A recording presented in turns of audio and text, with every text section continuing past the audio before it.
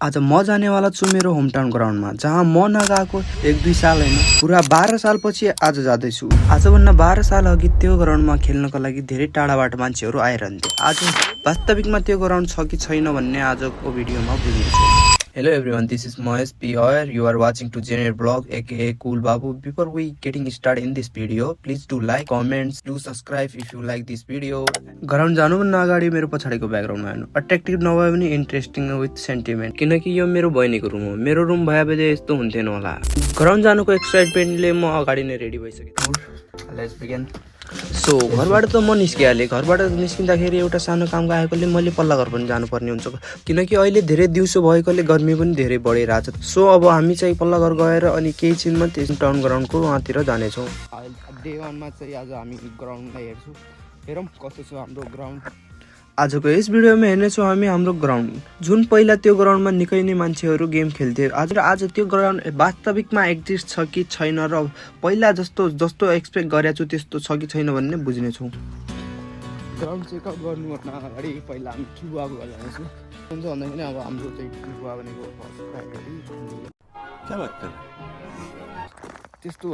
त्यस्तो सायद nothing like that. पहिला चाहिँ ठुलुवाको घर गएर त्यहाँबाट केही काम छ, त्यो काम भ्याएर अनि सिधै हामी जानेछौँ ग्राउन्डमा जानुभन्दा अगाडि भन्दा पनि वहाँ जानुसम्म हामीलाई चाहिँ ठिकै टाइम हुन्छ। अहिले धेरै घाम छ। सो ग्राउन्ड जानुको एक्साइटमेन्टले म घरबाट दिउँसै नै आइहालेँ। दिउँसै आएको कारणले अब मैले केही टाइमपछि नै जानुपर्ने हुन्छ। मैले चिनेको सब relative. A few moments later. अब चाहिँ हामी यहाँबाट निस्क्यौँ। म ठ्याक्कै बाटो बिर्सेँ के कतातिर जानुपर्ने भन्ने बाटो बिर्सेँ। अब आज म धेरै सालपछि आएकोले म यहाँ जाने ठ्याक्कै बाटो पनि बिर्सेँ। जहाँ जङ्गल हुने गर्थ्यो भने आज त्यहाँ बाटो छ। यताबाट जानु अलि आफूलाई रिस्क लिए जस्तो लागिरहेको थियो, किनकि यहाँको घरहरूमा पाल्तु कुकुरहरू धेरै हुन्छन् र जुन धेरै नै रिस्क हुन्छ आफ्नो लागि। यस्तो यो बाटो पनि थिएन, अहिले चाहिँ बवाल भएको छ।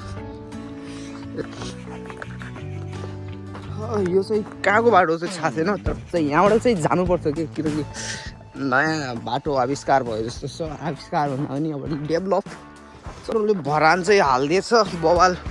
यो चाहिँ राम्रो है, दिस इज ग्रेट थिङ्स। अब केही सालमा सरकारले राम्रो गर्छ जस्तो लागिरहेछ। अहिले चाहिँ म चाहिँ प्योर फुल जङ्गलमा छु। जङ्गल चाहिँ यताउताबाट कानमा आवाज आइरहेछ, तर डराउने अलिक हरर टाइपको के झिरिङ यस्तो मान्छेहरू चलेको जस्तो आवाज आइरहेछ। त्यही पनि थाहा छैन बाटो कहाँ जाने हो, कहाँ पुऱ्याउने हो, त्यही पनि जाँदैछु। खासमा जान लागि चाहिँ हामी ग्राउन्ड हो। ग्राउन्ड चाहिँ यस्तो छ कि अब के भन्ने, कुन बाटो जाने भन्ने दोधारमा पढियो। यताबाट जाऊँ कि यताबाट जाऊँ? लेट्स सी, यहीँबाट जाऊँ। यहाँबाट के हुन्छ हेरौँ न। एक्सपिरियन्स म त धेरै एक्साइटेड छु, किनकि आज चाहिँ it's been lot of years धेरै भइसक्यो नि यार। म ग्राउन्ड बवाल ग्राउन्ड भयो। कस्तो ग्राउन्ड बनाएको छ भन्ने हजुरलाई आज देखाउँछु। सुधारको बाटोमा पढिसकेँ। आज म धेरै सालपछि आएको हुनाले यहाँ कहाँनिर पुगेँ एक्ज्याक्टली मलाई पनि थाहा छैन। यस्तो बवाल भइसक्यो रहेछ बाटो ठाउँ चाहिँ। नदी हो यो चाहिँ, पुरा पहिलाको धेरै ठुलो पहिलाको। अझै यो पुतानी नदी छ। यस्तो यो आवाज सुनेर आई गेस यहाँ मान्छेहरू छन् भन्ने थाहा भयो। त्यहाँ चाहिँ के रहेछ भन्ने बुझौँ न।